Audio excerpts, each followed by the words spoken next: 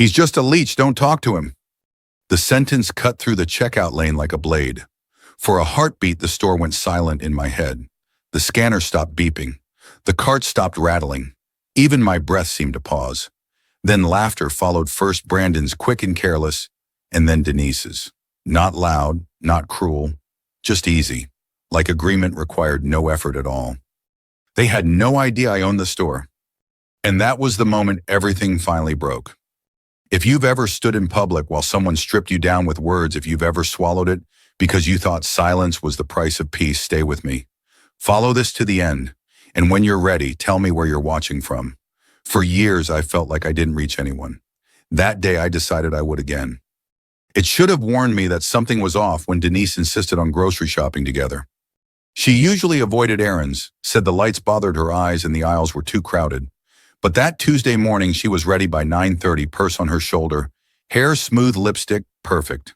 She checked her phone, smiled at something, and said, "Let's all go. We're out of coffee anyway. Brandon needs a few things." Brandon, her son from her first marriage, was already in the driveway, leaning against his car. 29. Big plans. Thin patience. His girlfriend Kara stood beside him, sunglasses on, nails immaculate, tapping her foot like the day owed her something. Their son Eli bounced near the curb, humming and kicking a pebble. "Come on, Ray," Eli called when he saw me. "We're getting ice cream after." I felt a small warmth at hearing my name. Not Grandpa, not Dad, just Ray. Honest. I climbed into the back seat beside him, slower than I used to be. My knee complained, a dull ache I'd learned to manage. Denise glanced back. "Let's not wander today," she said lightly. "We're on a schedule." I nodded. I always did. Brooks and Company Market sat at Main and Alder, its green awning faded by years of sun. I'd known the place a long time, long before Denise, long before Brandon had opinions about what I was worth. Inside, the smell of bread drifted from the back. The late morning crowd moved with familiar rhythms, retirees comparing tomatoes, parents negotiating with toddlers, office workers grabbing lunch. We took the cart. Denise steered. Brandon tossed items in without checking prices. Kara scrolled, pointing occasionally. "Oh, get that," as if money were an abstract idea. I pushed when told, reached when asked, kept my thoughts to myself. At the checkout, my chest tightened, not from the store, from the way I'd begun to brace for being seen and erased at the same time. The cashier was young, early 20s, kind eyes, a genuine smile. He looked up at me first. "Good morning, sir. How are you today?" Before I could answer, Brandon stepped forward, waving a hand toward me like he was brushing away dust. "He's just a leech," he said. "Don't talk to him." The word landed in my gut. Leech. Heat rushed to my face. My mouth opened, then closed. I heard my breathing thin and uneven. The cashier froze, confusion replacing his smile. Then Denise laughed, soft, amused. Kara smirked. Eli giggled, watching the adults for cues.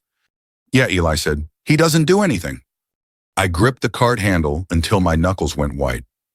The cashier's eyes flicked back to me just a second. Pity, maybe. Discomfort. Then he looked away and addressed Denise. "Paper or plastic?"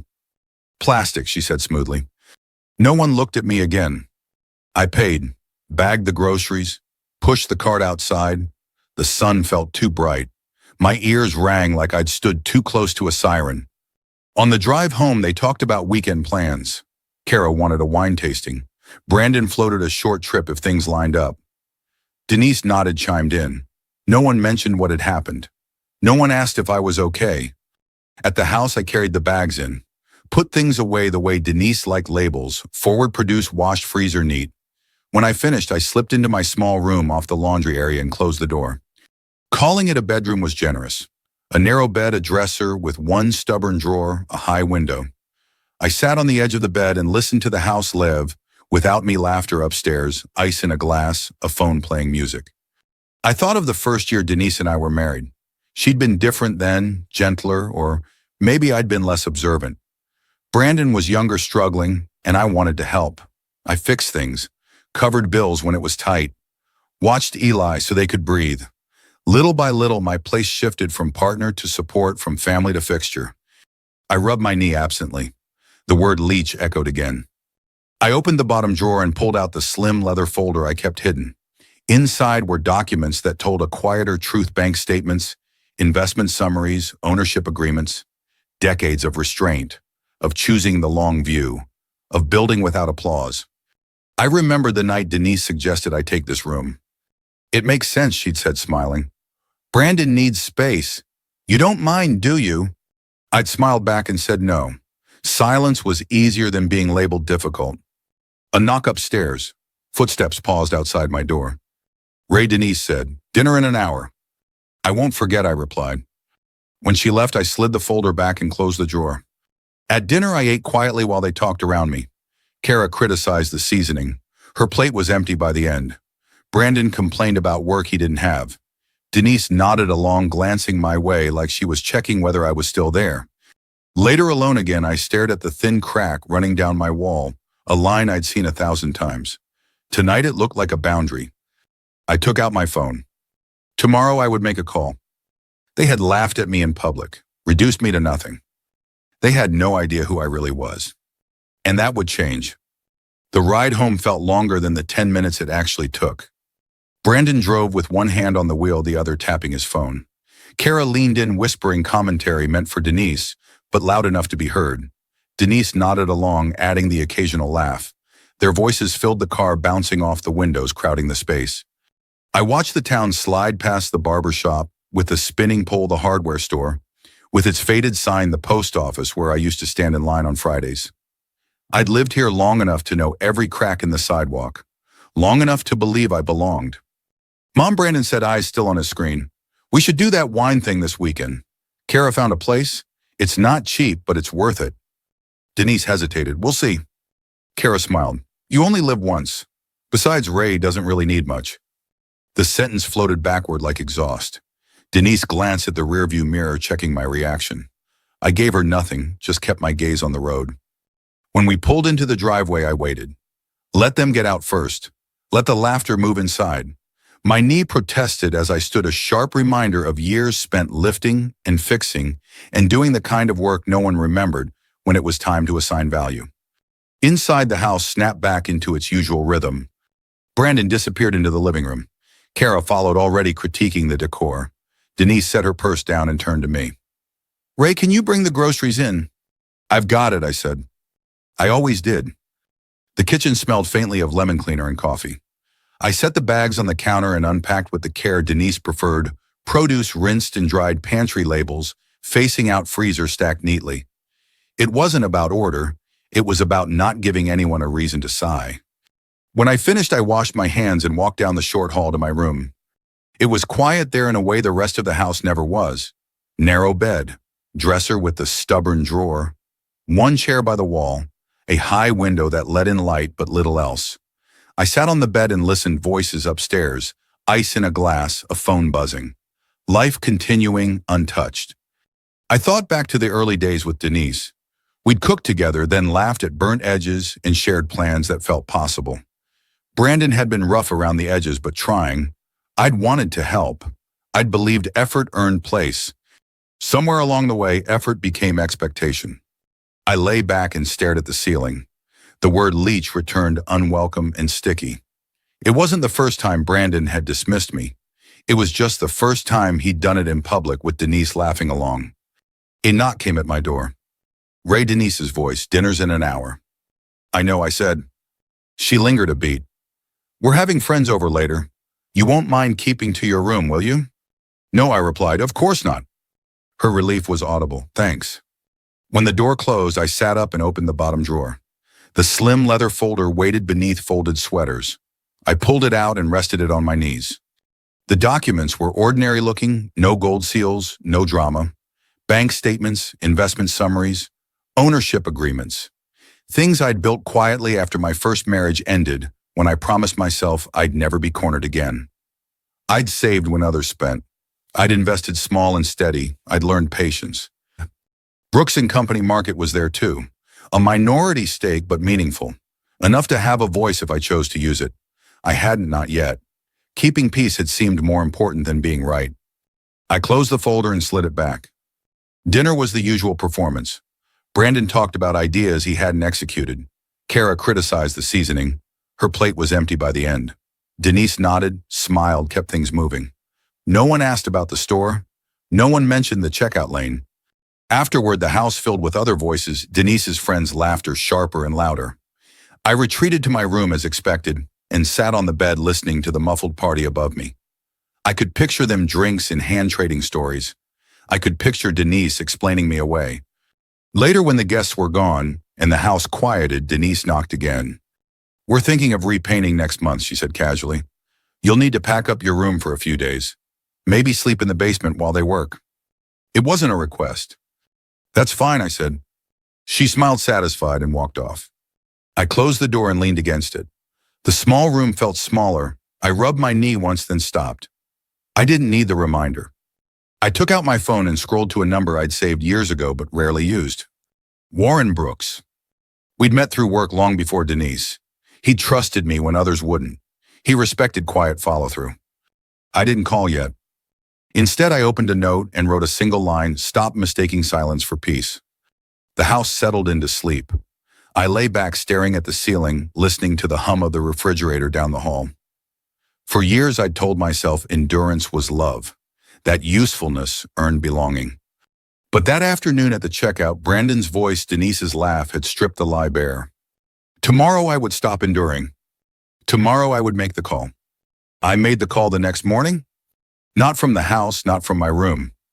I walked 2 blocks to a small park, sat on a cold bench, and let the phone ring while sparrows hopped around my feet. When Warren Brooks answered, his voice was steady, familiar. "Ray," he said, "everything okay?" "Not exactly," I replied, "but it will be." There was a pause. "You want to come by?"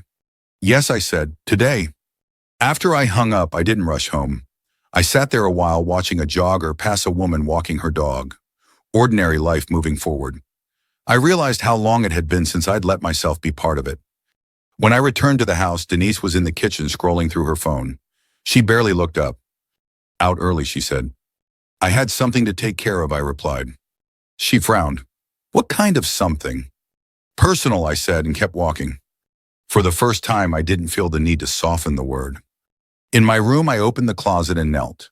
Behind the coats bolted into the wall was the small steel safe I'd installed years ago.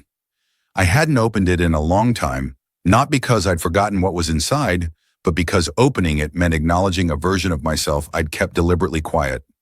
I entered the code. The door opened with a muted click. Inside were folders, neatly labeled. I pulled them out one by one and laid them on the bed. Bank statements showing steady growth over decades. Investment summaries with conservative notes scribbled in the margins.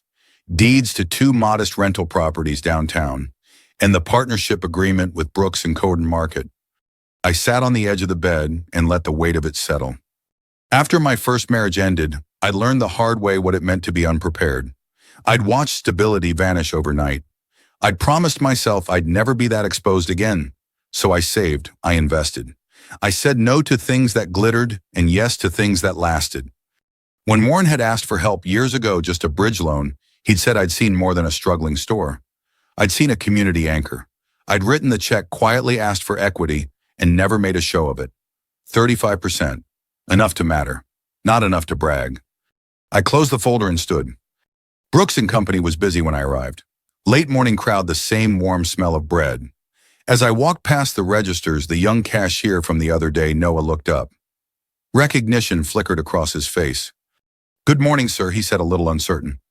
"Morning," I replied, meeting his eyes. He straightened, relief softening his shoulders. I continued to the back offices. Warren Brooks was bent over paperwork when I knocked. He looked up and smiled, then paused. "You look like a man who's decided something," he said. "I have," I replied, taking a seat. "I need to stop being invisible." I told him what happened at the checkout. I told him about the laughter, about the weeks, years leading up to it. I didn't dramatize it. I didn't need to. Warren listened, jaw tightening. "That shouldn't have happened," he said. "It did," I replied, "and I'm done pretending it didn't matter." We talked for an hour, about operations, about customer service, about respect not as a slogan but as policy. Warren admitted he'd been hoping I'd step in more as he eased toward retirement. "You've earned it," he said. "The place runs better when you're involved." Before I left, I asked for a recommendation. "I need an attorney," I said. "Estate planning, discreet." Warren didn't hesitate. Paige Monroe. Smart. Careful. She won't make a mess. That afternoon I called Paige. Her office was quiet, professional. She listened without interrupting as I laid it out, the family dynamics, the public humiliation, the things I'd overheard. When I finished, she was silent for a moment. What you're describing, she said finally, is a pattern of control. Emotional, possibly financial. I don't want drama, I said. I want clarity. We can do that, she replied. But you need to be precise about what you want. I want to protect myself, I said, and my grandson if that's possible. It is, she said, with conditions. Over the next week we spoke often. Paige asked questions that cut through excuses. She explained options in plain language. We reviewed my will, my accounts, my ownership interests. She suggested a trust structure for Eli, one that rewarded respect, not entitlement. Confidentiality is key, I said. It will be, she assured me. They won't know until everything is executed. Back at the house, nothing changed on the surface. Denise planned dinners. Brandon complained about opportunities that hadn't worked out. Kara pushed for upgrades, new furniture a weekend away. I nodded when necessary, stayed quiet when expected. But I was no longer drifting. One evening as I washed dishes, Denise leaned against the counter. You've been distant, she said. I've been busy, I replied. With what she asked, a note of irritation creeping in. I met her eyes, with my life. She stared at me surprised, then laughed it off. Don't be dramatic. I dried my hands and walked away. That night in my room, I returned the folders to the safe, but I didn't close it right away. I looked at the documents one last time, not as secrets, but as choices. Tomorrow, Paige would draft the papers. Tomorrow, the quiet work would begin. I closed the safe and locked it. For the first time in years, I slept. A few weeks passed. On the surface, the house looked the same. Breakfast dishes clinked in the sink. Brandon slept late. Kara came and went, her presence announced by perfume and impatience. Denise kept busy scheduling, planning, filling the space with purpose, so she didn't have to notice what was missing. What was missing was me, at least the version of me they thought they knew. I kept to my routines, morning walks, quiet lunches, short neutral answers. Paige's drafts arrived by email, precise and unemotional. I reviewed them carefully, asked questions, signed when ready. The work was slow by design, careful, final. One afternoon, I took my walk later than usual. The sky was low and gray, the kind that pressed down on your shoulders. My knee ached just enough to remind me I was human, but I welcomed it. Pain has a way of sharpening the present. When I returned, the front door was ajar. That alone wasn't strange. Brandon never bothered to close it properly. But as I stepped inside, laughter drifted from the living room, bright, confident, performative. Guess. Instinct told me to retreat, slip past unnoticed, make myself scarce as expected. Then I heard my name. I don't know how much longer I can do this, Denise said. I stopped.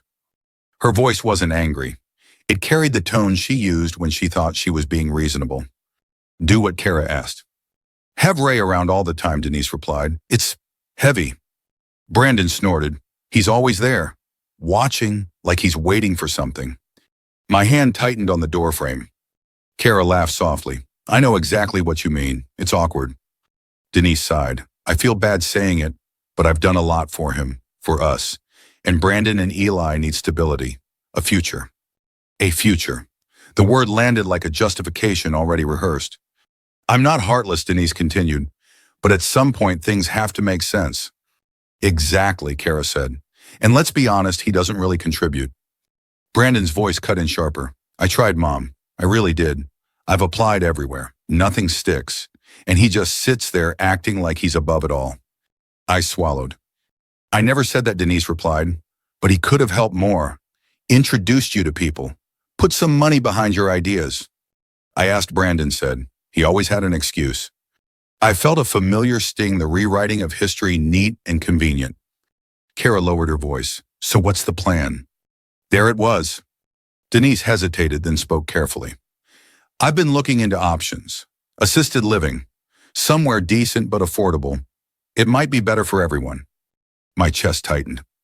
And the money, Kara asked, not bothering to hide it. Denise exhaled. We don't even know what he has. Probably not much. But if there's something savings insurance, it would be irresponsible not to think about Eli. Brandon laughed uneasy. Yeah, we shouldn't rush anything before we know. They weren't wishing me well. They were waiting me out. Kara's tone shifted practical. I mean, there are benefits right now. Childcare, help around the house. But long-term, it's a lot. Denise said nothing for a moment. Then quietly, I know. The silence that followed felt heavier than the words. I stood there hidden, listening to people I loved discuss my life like a line item. Not with cruelty, with efficiency. That was worse. Footsteps moved closer. Someone stood. He's probably in his room, Denise said. He knows when to disappear.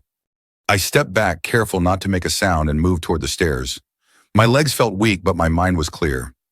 I reached my room and closed the door softly behind me, leaning against it as the noise downstairs swelled again. I sat on the bed and stared at the wall. For years, I'd told myself that family meant compromise, that love required patience, that my value came from what I provided. What I just heard stripped those ideas bare. This wasn't love, it wasn't even conflict. It was management. That night, dinner passed in a haze. Denise avoided my eyes. Brandon scrolled through his phone. Kara picked at her food. No one mentioned the guests. No one mentioned plans for me. After the dishes were done, Denise cleared her throat. Ray, she said, her tone casual. We're thinking of repainting next month. You'll need to pack up your room for a few days. Maybe sleep in the basement while they work. It wasn't a question. Of course, I said. She smiled, relieved, as if cooperation proved her point. Later in my room, I opened my laptop and reviewed Paige's latest email. Timelines, final signatures, notices prepared but not sent. I added a note to myself and typed one sentence. They believe I am manageable.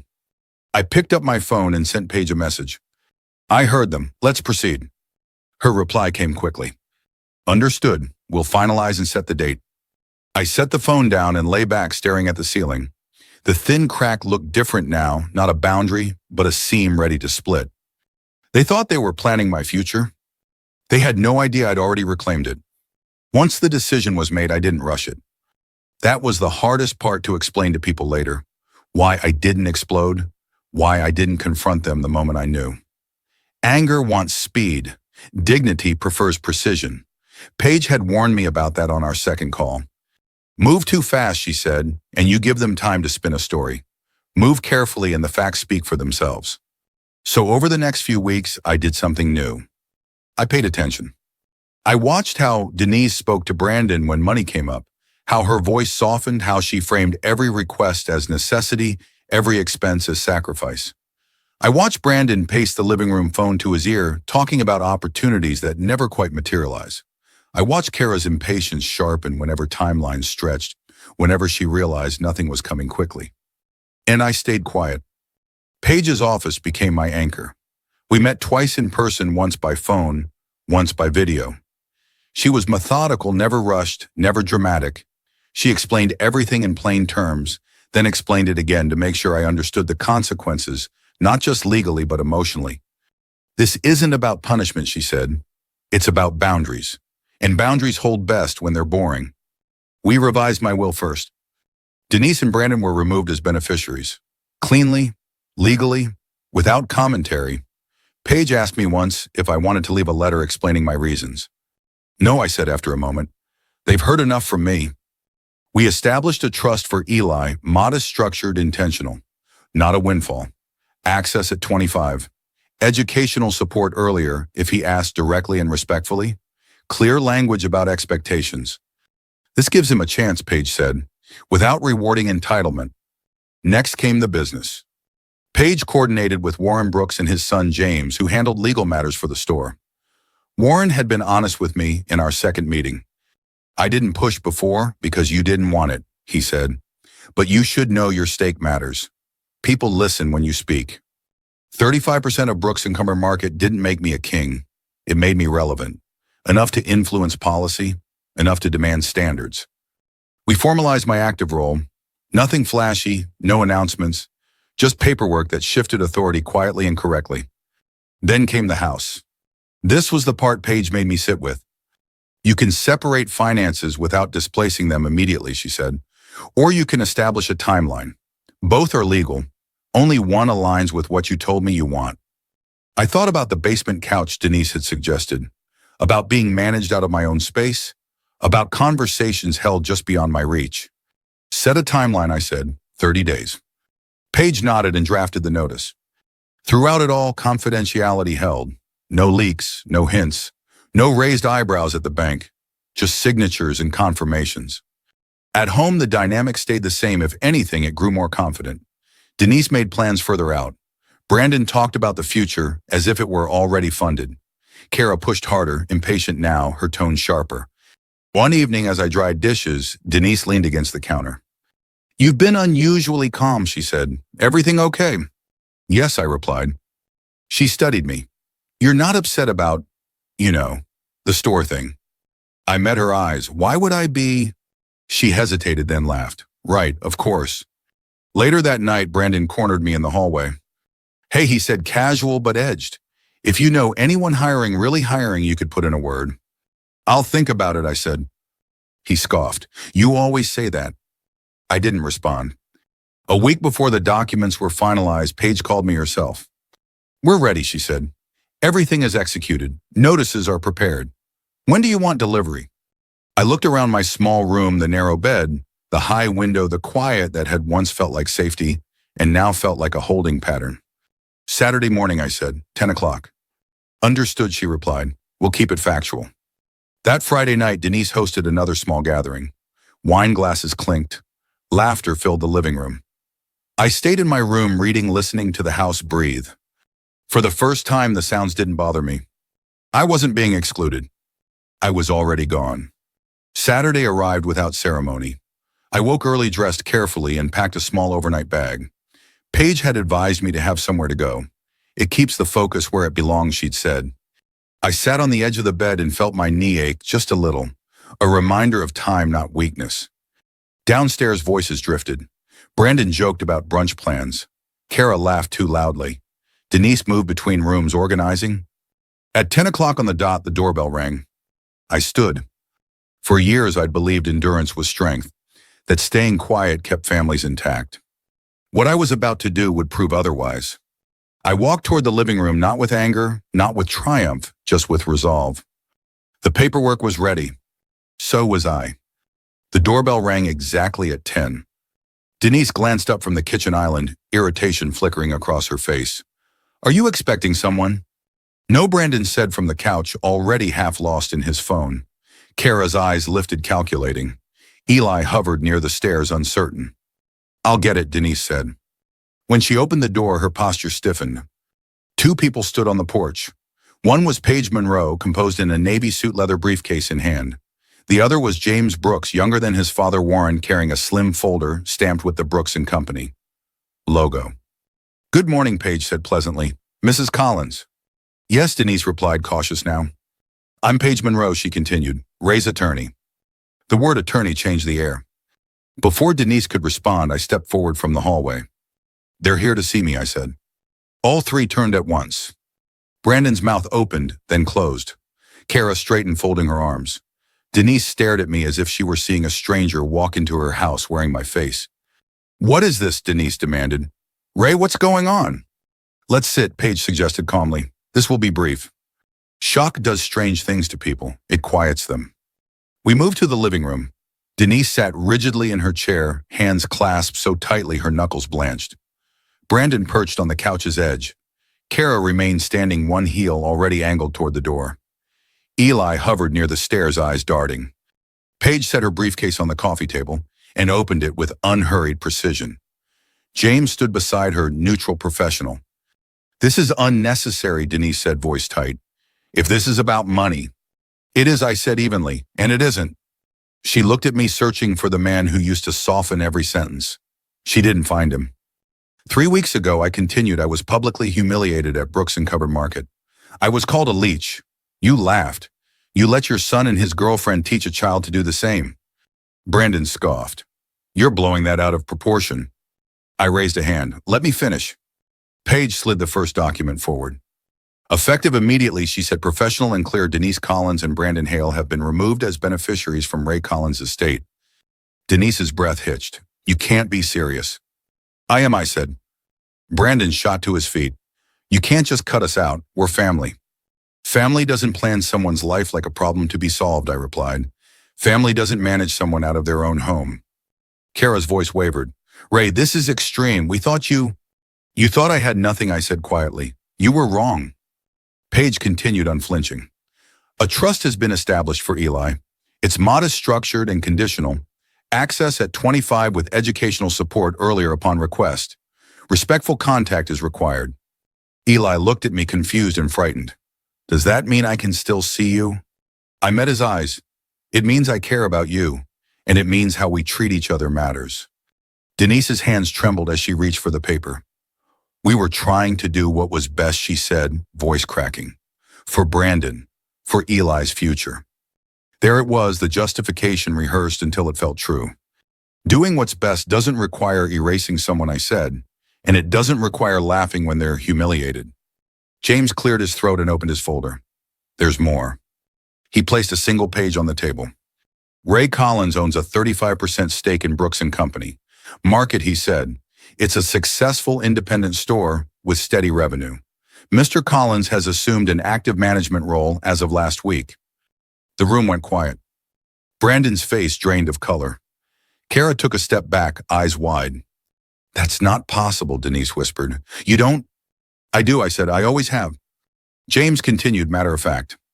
In addition to the store, Mr. Collins owns 2 small rental properties downtown and a conservative investment portfolio. A conservative valuation places his assets at around $6 million, built quietly over decades.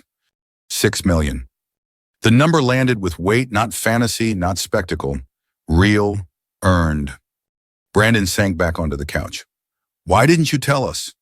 Because you only respected what you thought you could use, I replied, and I needed to know which version of you was real. Denise stared at the papers in her hands, shaking. We thought you didn't have anything, she said almost to herself. We were wrong. Yes, I said, you were. Paige closed her briefcase halfway. One final matter. She nodded to James, who slid another document forward. Mr. Collins has acquired the mortgage interest on this property through a holding company, James said. You have 30 days to make alternative living arrangements. Kara inhaled sharply. We need to talk about this. We are, I said, right now. Denise looked up at me, eyes wet. This is our home. It was mine first, I replied, and you made it clear I was no longer welcome. Brandon's voice broke. We can fix this. I'll do better. I'll get a job. I shook my head. I'm not negotiating for basic decency anymore. Paige stood. James followed. Our offices will handle the details, Paige said. Please direct all communication through counsel. They moved toward the door. I picked up my overnight bag. I'll be staying elsewhere while the transition happens, I said calmly. I suggest you plan. No one stopped me. As I stepped outside, the morning air felt clean. Light. Behind me, the house was silent, not the heavy silence of endurance, but the hollow quiet of consequences. I walked down the steps without looking back. For the first time in years, I wasn't leaving to disappear. I was leaving to begin. 6 months later, I woke to church bells. Not the sharp, demanding kind I used to associate with deadlines and alarms, but a gentle peal drifting across water, measured and unhurried. I stood barefoot on the stone floor terrace, doors open, the air, cool against my skin. Lake Garda lay below in soft morning light, the surface broken only by a small boat cutting a slow line toward the far shore. This was the quiet I'd been missing. The weeks after I left the house were practical, not dramatic. I stayed in a modest hotel downtown while Paige closed the final loops. Titles transferred, notices acknowledged, schedule set. I downsized what needed downsizing and let go of what I didn't. No victory laps, no speeches, just clean lines and clear boundaries. When I finally left for Italy, I didn't do it to escape. I did it to arrive.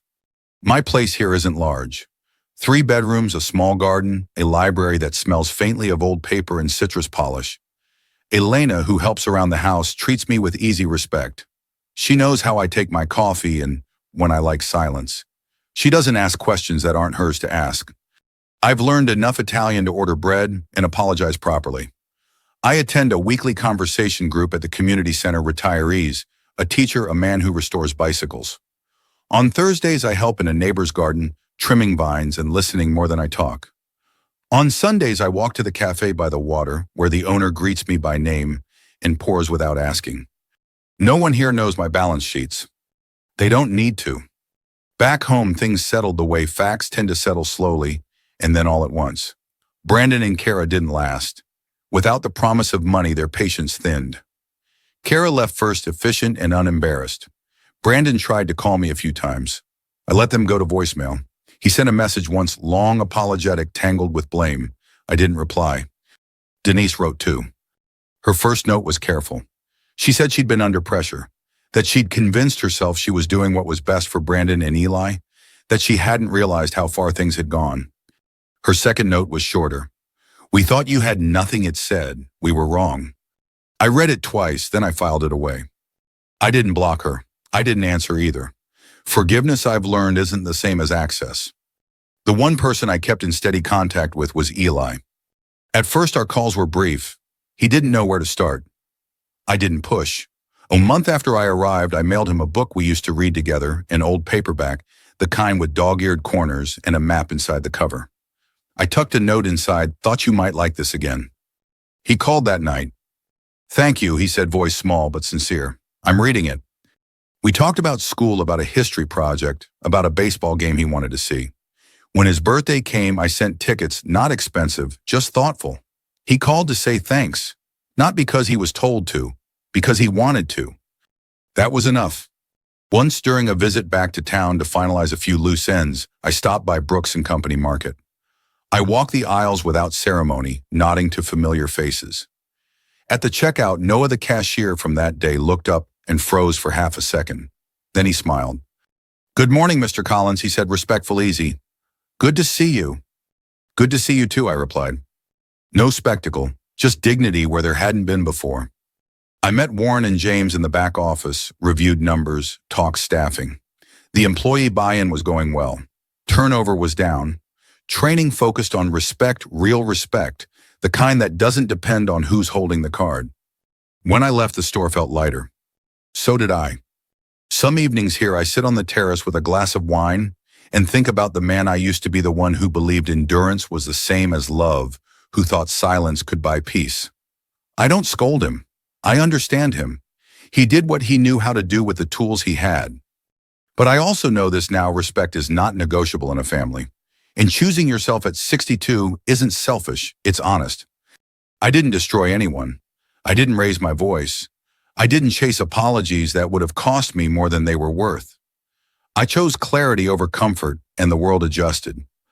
If you're listening to this and something in your chest tightened, if you recognized a room you've shrunk yourself to fit, or a laugh you pretended not to hear, pause with me for a moment. Ask yourself a simple question. What would change if I stopped managing other people's comfort and started protecting my own dignity? I'd really like to know. Leave a comment and tell me where you're watching from, or share a piece of your story if you're ready. I read every message. There's power in being seen, especially by people who understand. We have more stories like this to share, about boundaries, about late beginnings, about choosing a life that fits. If you don't want to miss them, subscribe and keep walking with us. Because sometimes the bravest thing you can do isn't staying quiet. It's choosing yourself and finally living.